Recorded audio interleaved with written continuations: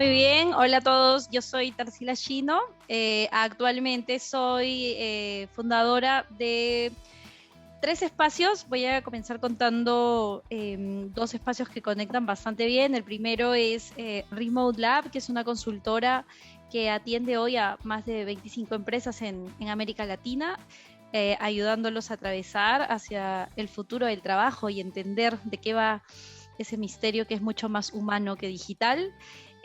También fundé una academia, es un espacio de aprendizaje donde se entrenan personas de habla hispana con varios cursos que tenemos habilitados, todas sesiones en vivo. Y bueno, y también hace un par de años abrí un espacio, una comunidad que hoy es más de ellos que mía, que es una comunidad de trabajadores remotos en América Latina que se llama Remote Workers Latam. Como ven, todo está asociado, en mi caso, mucho al tema de las nuevas formas de trabajo que hemos experimentado de manera totalmente agresiva, pero también atractiva en los últimos 2 años. Lo decía en la descripción y lo vuelvo a decir, ¿no? Nos hemos enamorado mucho en los últimos años de hablar de la transformación digital y de todo el conocimiento técnico sobre lo digital. Sin embargo, creo que si bien ya estábamos en un camino de transformación digital y de perseguir esto, con la llegada y el golpe de la pandemia, yo creo que hemos encontrado que en realidad todo este proceso de digitalización que sigue en marcha no se va a poder sostener sin poner en evidencia la gran necesidad de la humanidad para entenderlo y para sostenerlo. Entonces, en general, yo te diría que hoy en día el liderazgo humano es probablemente el tipo de liderazgo que necesitamos, más allá de todas las distintas vertientes que han salido del liderazgo, más allá de un liderazgo ágil, más allá de un liderazgo centrado en la experiencia del cliente, más allá de un liderazgo centrado en el usuario, más allá de un liderazgo innovador, un liderazgo digitalizado, etcétera. Creo que la base hoy es entender que el mundo digital nos necesita más humanos y para eso necesitamos líderes más humanos. En el año 2016, cuando regresé de España, porque yo de hecho he vivido 2 ocasiones en España y la segunda fue para hacer una maestría en marketing digital. Regresé a Perú en el 2016 muy convencida de querer ser la Jedi Master en el mundo de digital, y en realidad terminé asumiendo un rol en una transnacional sueca, un rol muy interesante que en ese entonces yo creo que estaba en una base, en un formato como muy de inicio, muy de comenzar a armarse, que era ser gerente de comunicación y de cultura, ¿no? Y en ese entonces ya se hablaba de lo que era transformación digital y transformación cultural. Creo que la pregunta que me haces es clave porque primero es entender que la transformación es un solo proceso, ¿no? Muchas veces estamos diseccionando por pedacitos y cada vez más, casi a nivel ya partículas, la transformación, de tal manera que hablamos de transformación ágil, hablamos de transformación cultural, transformación de innovación, transformación de experiencia del cliente, transformación de la experiencia del colaborador y así al infinito.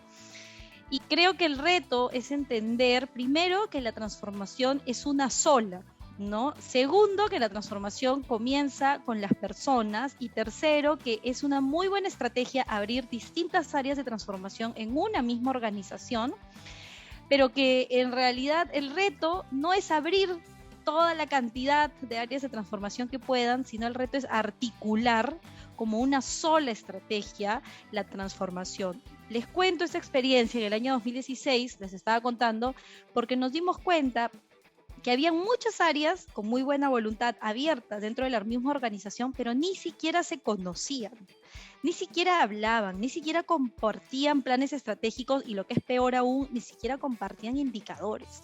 Entonces creo que el punto clave para entender la transformación, más allá de si quieren hablar de cultural, digital, ágil, etcétera, es entender que el proceso de transformación es uno solo, es un gran paraguas donde seguramente hay distintas especialidades que van a contribuir, pero invito a todos los que nos estén escuchando a no diseccionar de tal manera que terminamos teniendo una transformación fraccionada o una transformación fragmentada dentro de una organización. Eso es muy cierto por lo que dices, Oriana, porque en realidad creo que el ejercicio 1 es articular todas las iniciativas de transformación en la organización.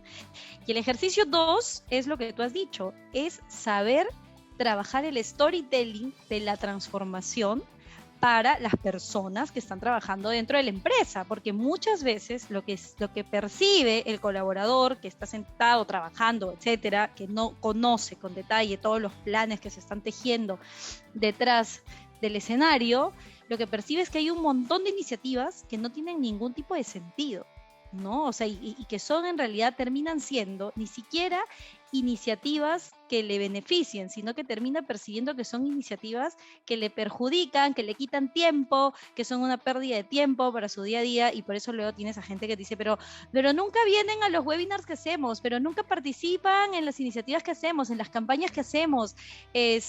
Nada, en realidad hay que entender eso. Y es muy importante, como segundo paso, esto que has mencionado, hay que trabajar en un muy buen storytelling de la transformación. Yo sé que todos están muy concentrados en el story doing de la transformación, o sea, en lo que estamos haciendo y hacer, pero en realidad como siempre dicen, ¿no? Cualquier cambio que se haga, cualquier proceso de transformación, se te cae a pedazos en 3 segundos si no lo saben comunicar oportunamente y transparentemente.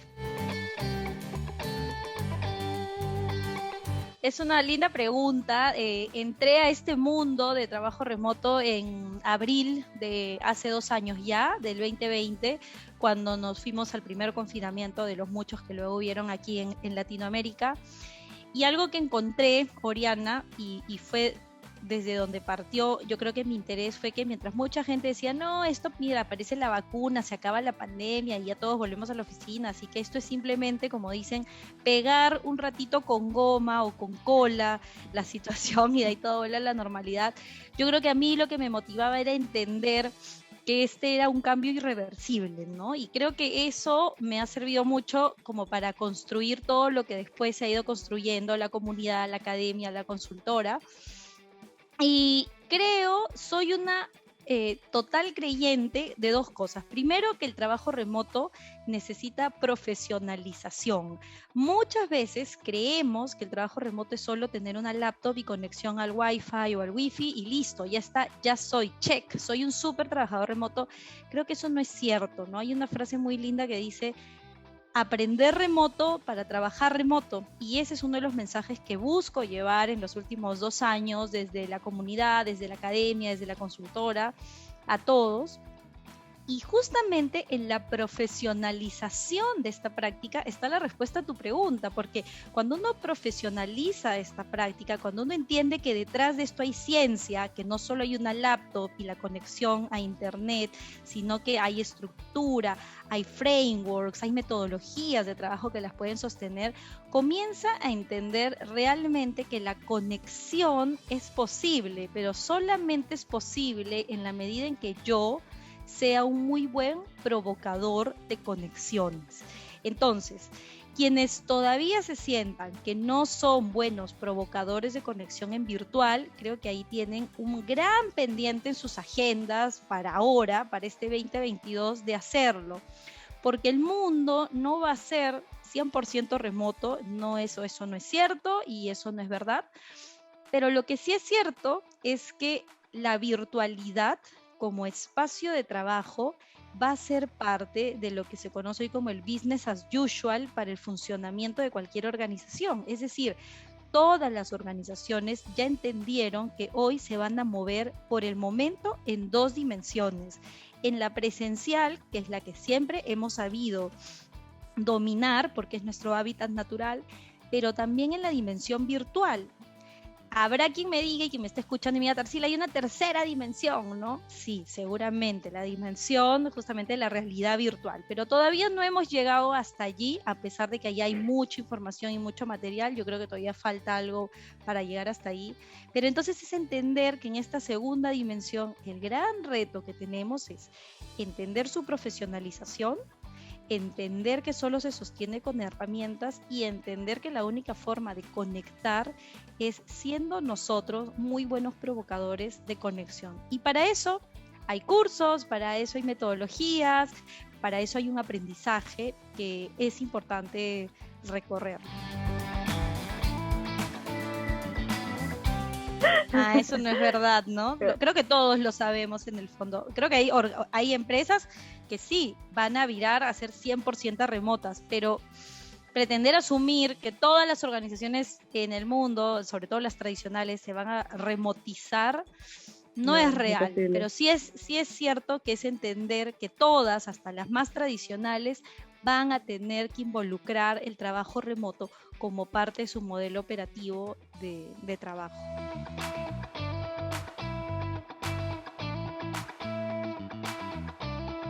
Primero la pandemia sigue, ¿no? Y bueno, gracias a la pandemia. Esperemos que algún día acabe, realmente. Pero creo, y alguna vez lo conversamos con un colega chileno, acá, a Felipe Cuadra, y hablábamos justamente de que en realidad los llamados para ser protagonistas en esta crisis que todavía seguimos inmersos son las áreas de capital humano, ¿no? En el año 2008, la crisis financiera, las áreas que tenían que salir a demostrar su protagonismo eran probablemente las áreas especializadas en finanzas y en planeamiento estratégico. Hoy, quienes estamos, y me incluyo porque en los últimos 6 años de mi vida profesional corporativa he estado en el mundo de recursos humanos y ahora desde el lado de consultoría, creo que hoy somos nosotros los llamados a ser grandes protagonistas, o los únicos probablemente protagonistas de lo que es construir una nueva forma de pensar y de trabajar. Y eso no es un cambio menor, en realidad es un cambio gigantesco, porque el trabajo, como lo hemos conocido, ha estado intacto en su forma de ser durante muchísimos años. O sea, más de 50 años hemos entendido que el trabajo es ir a un lugar, es lo que pasa fuera de la casa, ¿no? Y hoy estamos realmente en un nuevo proceso. Y justamente creo que el gran reto es humanizar este proceso y entender que la única forma de construirlo nosotros, las áreas de capital humano, va a ser entendiendo a las personas que trabajan en nuestras empresas. Creo que por mucho tiempo, Oriana, las áreas de capital humano siempre han creído tener como la Biblia, el ABC de lo que la humanidad de su empresa o las personas necesitan. Y creo que ya es momento de entender que la única manera de entender qué es lo que la gente necesita es, primero, entendiendo que nuestra razón de existir como capital humano no es ser generadores de procesos, sino es ser generadores de experiencias, que luego esas experiencias se van a sostener en procesos. Por eso la experiencia del colaborador, por ejemplo, es algo que en los últimos años tiene tanta importancia, ¿no? Porque es pasar de entendernos como los que gestionan procesos a entendernos como los que crean experiencias. Y por otro lado, de entender, nuevamente digo, que la materia prima con la que vamos a construir el futuro del trabajo, las nuevas modalidades, es preguntándole a la gente qué le duele, qué lo hace feliz, por ende, qué lo hace más productivo, qué le gusta, qué no le gusta en el día de hoy. Hay mucha gente, y también lo digo desde mi experiencia como consultora, que me dice, ya, quiero diseñar, ¿no? Áreas de capital humano que se te acercan, dicen, quiero diseñar el modelo híbrido y quiero diseñarlo en base a todo el benchmark que me puedas conseguir. Y en realidad yo puedo conseguir todo el benchmark que quieren, pero el benchmark más importante lo tienen adentro, en sus organizaciones, en la gente. Así que creo que es un muy buen momento de brillar, pero brillar con humanidad, brillar entendiendo que somos generadores de experiencias y brillar entendiendo que nuestra mejor benchmark y nuestra mejor materia prima es la gente.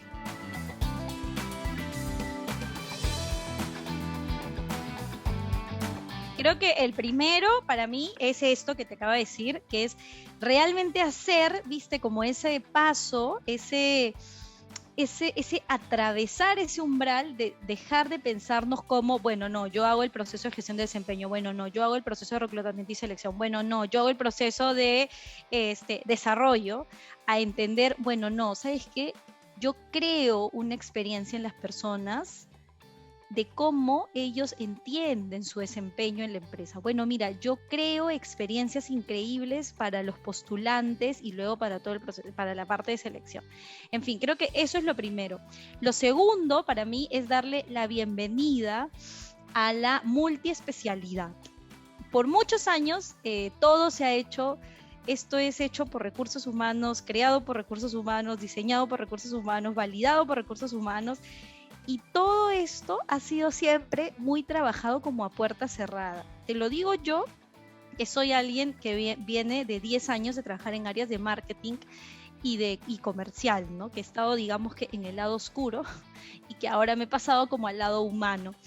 Entonces creo que lo segundo es entender que hoy un área como recursos humanos, un área como capital humano, le tiene que dar la bienvenida a distintas especialidades. Eso viene muy de la mano con el famoso reskilling, ¿no? Que es como la gente se va a reinventar, porque yo sí creo, y lo voy viendo en algunos clientes que tengo, que hoy un área de recursos humanos le dice, oye, yo creo que alguien de marketing sí nos puede sumar, ¿no? A nosotros como recursos humanos. Oye, yo creo que alguien de investigación de mercados sí nos puede sumar al área de recursos humanos. Entonces creo que vamos a poder ver también esta suerte de descentralización de la especialidad. Y lo tercero, creo totalmente que va a venir muy, muy de la mano con entender que todo lo que estamos construyendo respecto al futuro del trabajo tiene que ver con qué es nuestro rol principal. Y esto no va a acabar ahora, o sea, si se dan cuenta, en el 2020, en el 2021 la pregunta era trabajo remoto, ahora la pregunta es modelo híbrido. ¿Qué más se va a seguir cocinando en el futuro? Pues nosotros somos justamente los encargados de eso. Bueno, no, muchísimas gracias a todo el equipo de Hiring, un placer haber compartido con ustedes. Y bueno, y les deseo los mejores éxitos y bueno, y deseo, como siempre digo, muchas organizaciones humanizadas en esta vorágine de transformación digital que estamos viviendo todos.